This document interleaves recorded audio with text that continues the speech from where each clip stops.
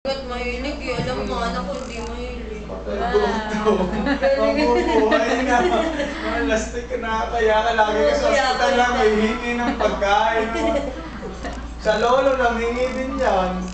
Hoy, dahan-dahan. Mamaya mabilao ka ka na naman. Galing ano, sanain.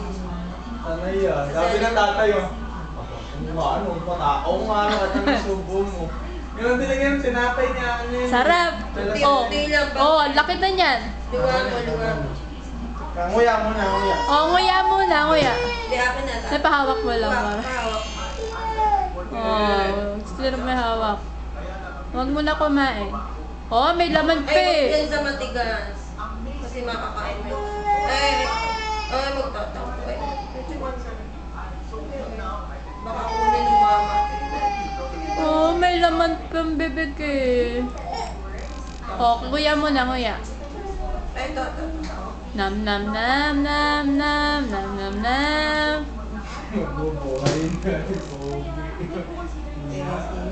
Hindi Kasi rin siya ako. hindi na nag-game eh. Hindi na. Kailangan na daw.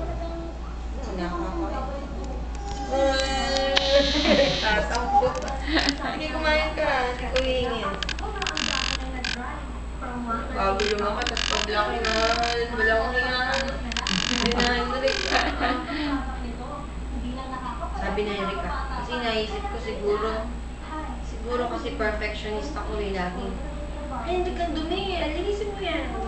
Sabi ni Enrica, oo na, mami, the best ka, hindi ka nagkakamali. Gusto ko pa. Minsan parang naisip ko. Kasi nga naman, nag-o-office ka maghapon. Pagdating ko sa bahay, gusto ko syempre malinis na yung katawan. Kasi ang gusto ko ba, yung paghiga sa kama, banding na kami. Ang problema,